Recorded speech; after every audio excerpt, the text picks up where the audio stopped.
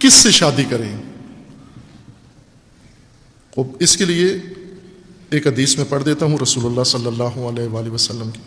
ترجیحاً میں رسول اللہ کی احادیث پڑھ رہا ہوں تاکہ بعض لوگ ہیں جو کہتے ہیں جی ہم یہ تو آپ ائمہ کے اقوال پڑھ رہے ہیں یا شیعہ کی بات کر رہے ہیں، ہم تو ان باتوں کو نہیں مانتے. یہ بات ہے، شیعہ سنی کتابوں سے حدیث بیان کرتے ہیں، لیکن میں نے اہل سنت کی نہ کسی کتاب میں، نہ کسی مولانا سے، نہ کسی عالم سے شیعہ کتابوں کا حوالہ نہیں سنا کہ رسول اللہ کی کوئی حدیث شیعہ کتاب سے لے کر انہوں نے نقل کی ہو.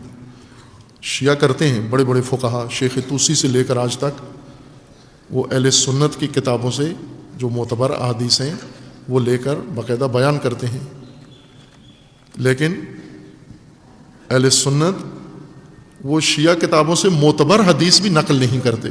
بڑے جید علماء فقہا ان کے، بلکہ کئی بڑے بڑے ان کے محققین سے پوچھا ہے کہ آپ کے پاس ویسے کوئی شیعہ کتاب ہے، کوئی تفسیر کی، حدیث کی، فقہ کی؟ کہا کوئی بھی نہیں، رکھتے ہی نہیں اپنے پاس.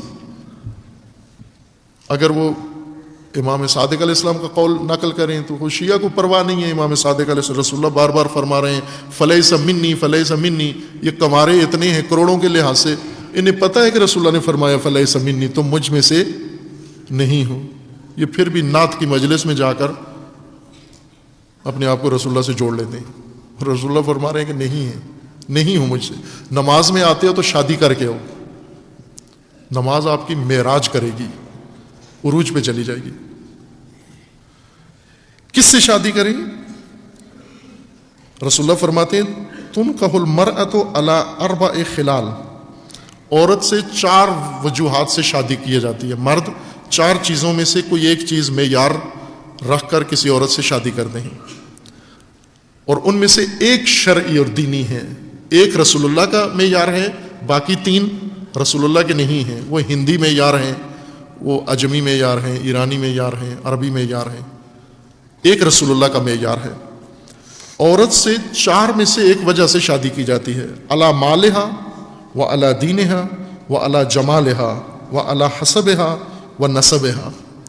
عورت سے یا شادی کی جاتی ہے اس کا مال دیکھ کر، یا شادی کی جاتی ہے اس کا دین دیکھ کر، یا شادی کی جاتی ہے اس کا حسن و جمال خوبصورتی دیکھ کر، یا شادی کی جاتی ہے اس کا نسل و خاندان و نسب دیکھ کر.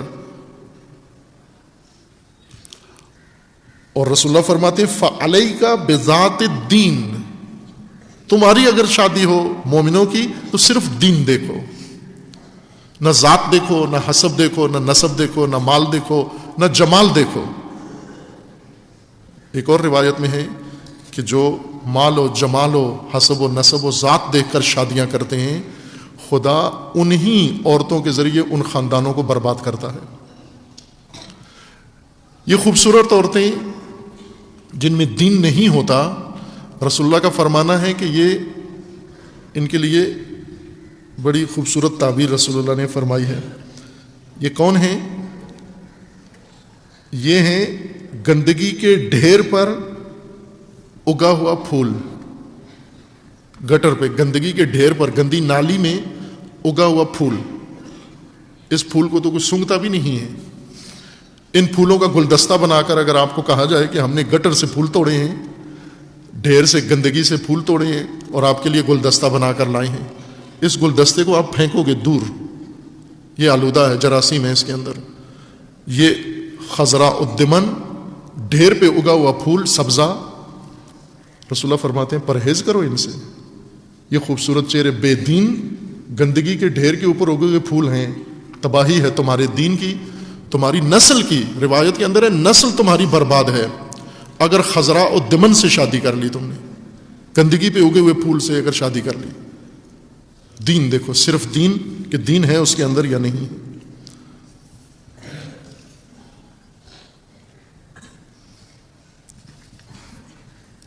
حقوق ہیں زوجہ کے اور زوج کے، اور اسی طرح معنوی حقوق ہیں، ان کے مادی حقوق ہیں.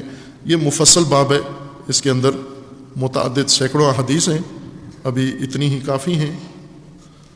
انشاءاللہ خداوند تبارک و تعالی تمام مومنین جن کے گھروں میں جوان اولاد ہے اور جو خود مومنین ابھی تک انتظار میں بیٹھے ہوئے ہیں اللہ تعالیٰ انشاءاللہ توفیق دے، اور یہ تقوی کا اہم رکن فوراً اپنی زندگی میں قائم کریں، اپنی جوان اولاد کو آسانیاں پیدا کر کے ہر مسئلے میں، انتخاب رشتہ میں آسانی پیدا کریں، کہ جب کسی خاندان میں جاتے ہیں تو بہت سختیاں نہ دیکھیں یہاں پر کہ پیسے ان کے دیکھیں، فلاں ان کا دیکھیں۔